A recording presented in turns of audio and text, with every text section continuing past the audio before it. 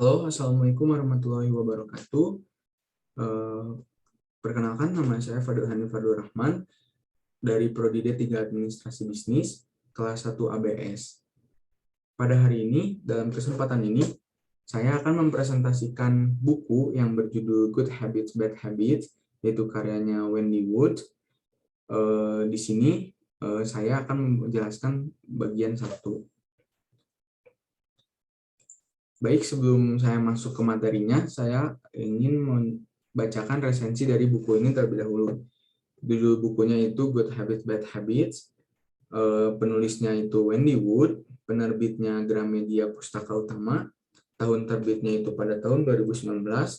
Jumlah halaman dari buku ini itu terdapat 364 halaman. Jenis bukunya itu non-fiksi motivasi, lalu bahasa atau terjemahan yaitu Indonesia. Baik, selanjutnya. Nah, sebelum kita bahas nih apa aja, kita harus tahu dulu nih siapa sih penulis dari buku ini. Jadi penulis buku ini yaitu Wendy Wood. Ia adalah seorang psikolog kelahiran Inggris yang merupakan profesor, rektor psikologi dan bisnis di University of Southern California, di mana dia telah menjadi anggota fakultas sejak 2009. Dia juga profesor tamu terhormat di INSEAD Business School di Paris. Dia sebelumnya menjabat sebagai wakil dekan ilmu sosial di Dornsife College of the University of Southern California. Kontribusi penelitian utamanya adalah dalam kebiasaan dan perubahan perilaku bersama dengan psikologi gender. Dia adalah penulis buku sains populer Good Habits, Bad Habits yang dirilis pada tahun 2019, tepatnya itu bulan Oktober. Lalu buku ini pernah ditampilkan di Next Big Idea Club dan diulas di New Yorker. Nah, di sini ada pun sedikit background pendidikan dari Wendy Wood ini, yaitu ia menyelesaikan gelar sarjananya di University of Illinois di Urbana-Champaign dan PhD di University Massachusetts Amherst. Sebelum posisinya saat ini, Wood memegang posisi fakultas di University of Wisconsin-Milwaukee, Texas, A&M University sebagai profesor semi liberal LSE McFadden dan University Duke, di mana dia menjadi profesor psikologi dan ilmu saraf. Lalu ia juga pernah menjabat sebagai presiden dari 7.000 anggota Society for Personality and Social Psychology. Baiklah, jadi gimana sih Wendy Wood ini menciptakan buku ini gitu, dalam garis besarnya gitu. Dalam buku ini tuh banyaknya Wendy Wood menjelaskan mengenai apa saja sih dari kebiasaan itu, hasil dari experience yang dia lakukan, dan penelitian-penelitian itu dimasukkan ke buku ini gitu. Dan dia berbicara gitu bahwa kita itu menghabiskan 43% hari kita melakukan tindakan tanpa memikirkannya. Cara kita merespon orang dan membawa diri dalam rapat, apa yang kita beli, serta kapan dan bagaimana kita berolahraga, makan, dan minum, semua itu kita lakukan tanpa sadar sebagai hasil dari kebiasaan. Namun ketika ingin mengubah diri, kita berharap diri sadar kita, keteguhan, dan niat kita cukup untuk menghasilkan perubahan yang positif. Itulah sebabnya kita hampir selalu gagal gitu. Lalu bagaimana kalau kita mengasah kekuatan luar biasa pikiran bawah sadar yang sudah menentukan begitu banyak tindakan kita agar kita benar-benar mencapai sasaran yang kita tetapkan. Berdasarkan penelitian selama 3 dekade, Wendy Wood menunjukkan dari segi ilmiah yang menarik bagaimana kita membentuk kebiasaan dan menawarkan cara memanfaatkan kebiasaan itu untuk melakukan perubahan. Good Habit, Bad Habit yang merupakan perpaduan dari ilmu saraf, studi kasus, dan percobaan di laboratoriumnya ini, itu adalah buku yang menyeluruh, mudah dipahami, dan sangat praktis yang akan mengubah cara pikir kita gitu tentang hampir segala aspek kehidupan. Itu adalah yang ada di buku ini gitu dalam keseluruhannya. Baiklah. Nah, jadi apa sih yang akan saya bahas gitu dalam kesempatan kali ini gitu. Jadi yang akan saya bahas itu, karena buku ini terbagi dalam 3 bagian gitu dan sangat banyak. Di sini saya akan menjelaskan hanya satu bagian gitu, di mana saya akan menjelaskan bagian pertama yang berjudul Kita yang Sesungguhnya. Nah, dalam bagian yang pertama ini terbagi lagi jadi 5 bab. Yang pertama yaitu ada bab kegigihan dan perubahan. Lalu bab kedua yaitu ada kedalaman di bawah sana. Bab ketiga memperkenalkan pribadi kita yang kedua. Yang keempat itu bagaimana dengan pengetahuan. Dan yang terakhir itu bagaimana dengan kendali diri. Nah, baik, langsung aja kita bahas ya satu persatu dari bab ini. Nah, yang pertama itu bab kegigihan dan perubahan. Nah, di sini itu saya mengambil sebuah kisah, yaitu kisah sepupu Wendy Wood. Jadi gimana sih kisah dari sepupu Wendy Wood ini? Jadi kisahnya sepupu Wendy Wood ini tuh, dia adalah orang yang ingin atau memiliki kebiasaan baru di mana dia ingin menurunkan berat badannya gitu, atau dapat kita bilang apa ya, kata-kata sekarang itu diet gitu ya. Jadi di mana dia tuh punya kekuatan tekad yang sangat kuat gitu ya untuk merubah diri dia gitu, untuk diet ini gitu, untuk menurunkan berat badannya. Di mana sepupu Wendy Wood ini dia memiliki kekuatan yang kuat dan ingin menurunkan berat badan, dan ia memutuskan dengan mengumumkannya di media sosial gitu. Nah, ya umumkanlah apa sih yang ingin ia lakukan gitu. Dia ingin menurunkan berat badan. Di situ pikiran dia bahwa dengan ia memberikan pengumuman atas apa yang akan ia lakukan, yaitu ia akan menurunkan berat badan di sosial media, dalam pikiran dia akan mendapatkan motivasi yang besar, ia akan mendapat dukungan yang besar dari teman-temannya, seperti itu. Memang benar gitu, di awal gitu. Teman-temannya saat sepupu Wendy Wood ini menjelaskan, mengumumkan bahwa ia akan memiliki kebiasaan baru, yaitu ia akan menurunkan berat badan atau diet. Di situ teman-temannya dengan seluruhnya memberikan dukungan sepenuhnya gitu, tanpa ada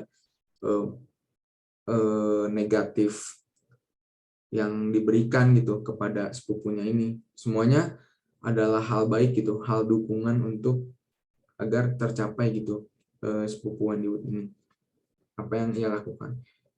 Alih-alih berhasil gitu ya, setelah semuanya memberikan dukungan gitu di media sosial ini, dan ya memang sepupu Wendy Wood ini tuh terbawa motivasinya gitu, motivasinya terangkatlah dengan teman-temannya memberikan dukungan di sosial media ini gitu, bahwa wah kamu pasti bisa nih buat turunin berat badan. Ternyata memang berhasil gitu dalam bulan pertama. Dia memberikan progres yang ada gitu dengan dia ingin menurunkan berat badan, yaitu dia dapat menurunkan sekitar 1 kilogram dalam bulan pertama. Dia lalu posting kembali ke sosial media tersebut gitu. Itu Facebook. Nah, ia posting kembali dan respon teman-temannya wah hebat gitu. Ternyata menambah motivasi nih.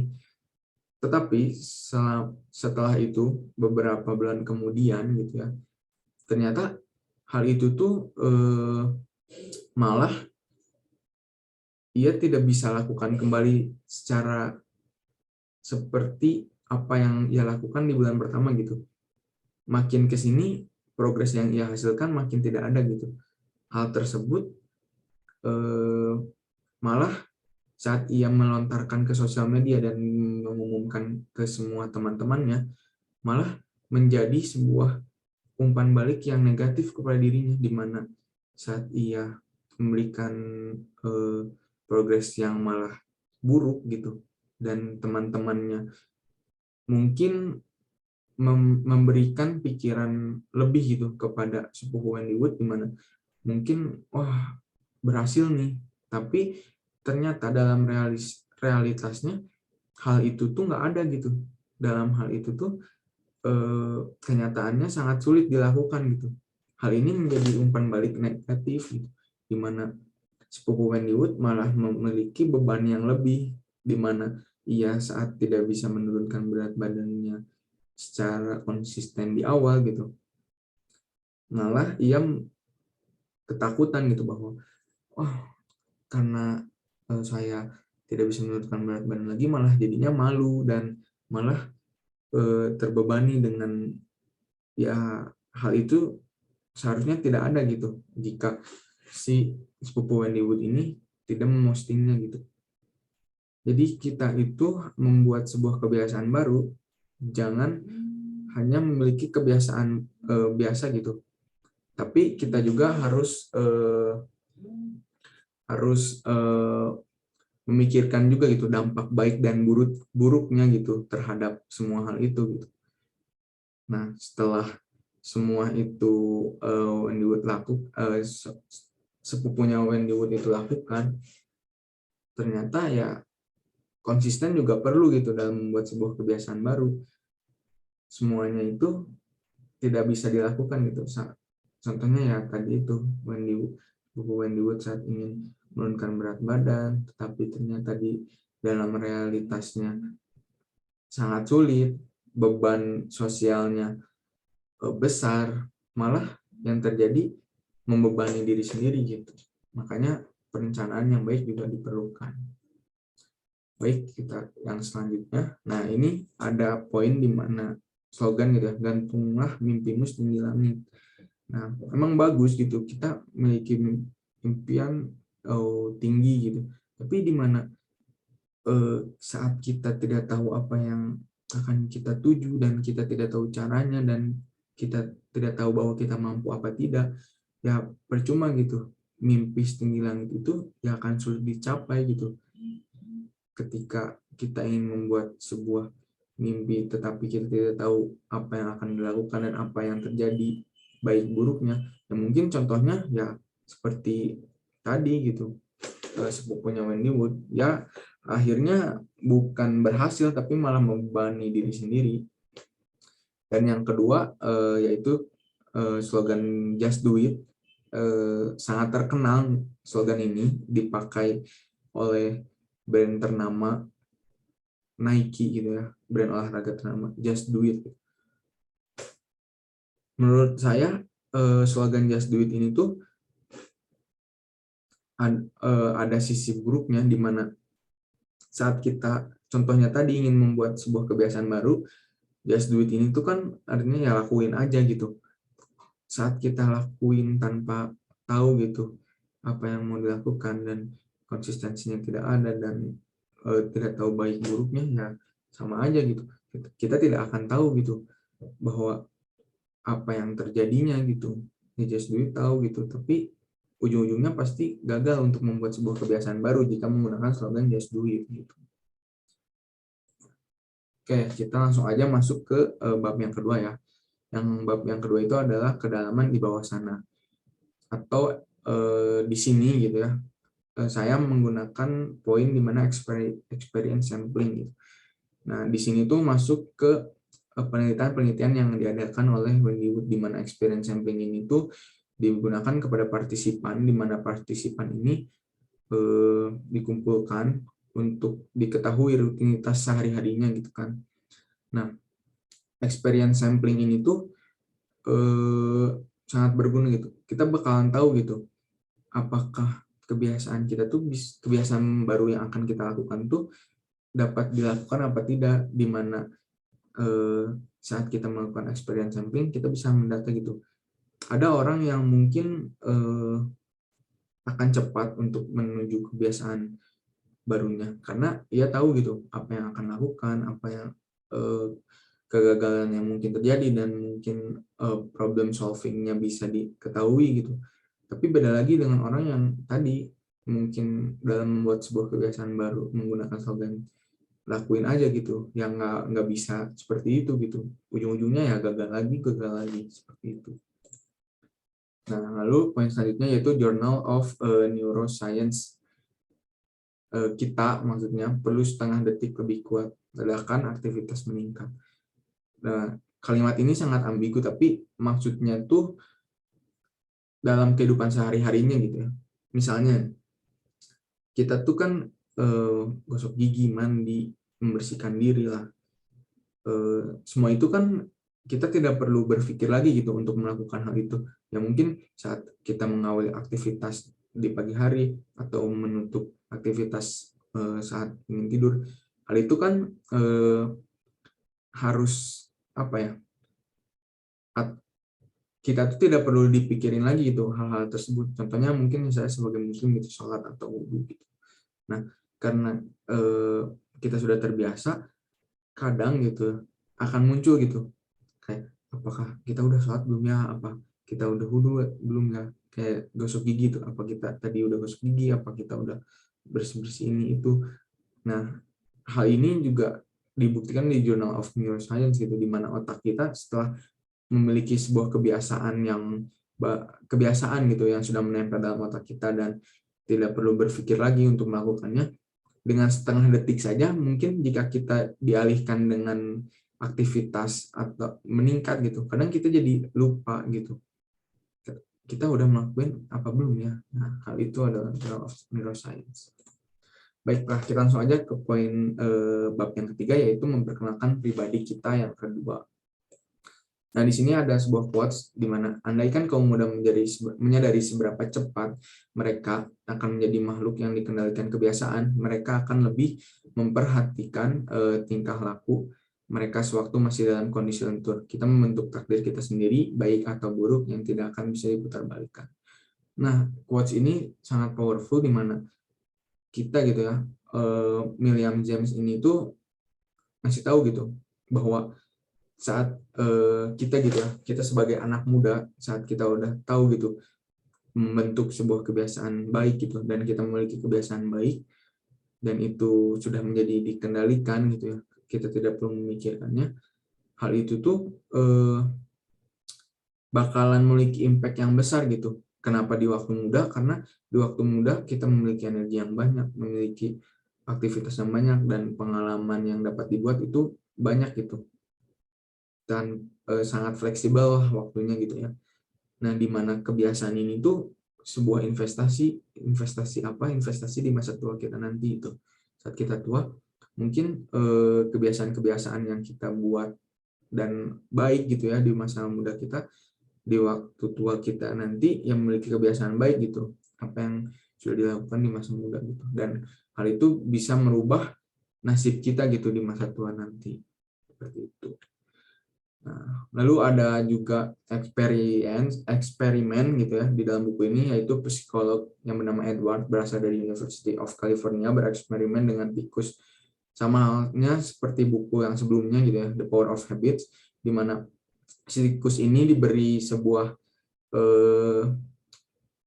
jalur T gitu ya, di mana yang pertama tidak diberikan acuan atau imbalan apapun gitu ya, atau daya tarik si tikus ini dalam jalur T ini, yang si tikus bingung gitu apa yang mau dilakuin gitu.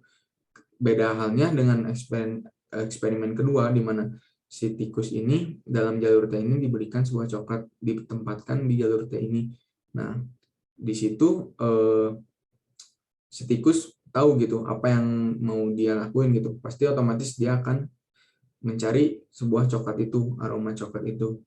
Sama halnya seperti kita gitu, jika kita tidak tahu apapun apa yang akan dituju dan apa yang akan dilakukan, yang hasilnya nihil untuk membuat sebuah kebiasaan baru. Beda halnya dengan kita tahu apa yang akan kita lakukan, apa baik buruknya, apa yang akan kita tuju, ya kita akan menemukannya gitu. Seperti itu. Nah, di sini juga kita dapat mengubah perilaku seseorang dengan mengubah kepribadian mereka. Di sini hanyalah poin gitu ya. Baik, kita langsung aja ke bab yang keempat, yaitu bagaimana dengan pengetahuan. Jadi di sini tuh tahu saja tidak cukup, kita harus menerapkannya. Maka saja tidak cukup, kita harus melakukannya. Ini adalah quotes yang bagus gitu ya dari Johann Wolfgang von Goethe gitu ya, dimana kita kita itu untuk tahu saja gitu, tahu gitu, oh kita mau ini gitu, tahu juga nggak cukup gitu. Nah, kita harus menerapkannya apa, kita harus tahu dulu nih, dalam kehidupan sehari-hari kitanya itu gimana. Hal itu juga sangat penting. Nah, setelah kita tahu terus dan mau melakukannya, mau dengan kataan gitu, dengan dalam diri kita gitu, tidak cukup gitu, dan harus langsung duit gitu, dilakukan gitu, harus dilakukan apa yang sudah direncanakan dan apa sih yang ingin dirubah gitu dalam hidup kita untuk kebiasaan. Nah, selanjutnya yaitu ada kasus juga di tahun 1981, di mana di sana ada kampanye tentang menulis resiko kanker yang nyata dari berat badan berlebih dan kebiasaan merokok.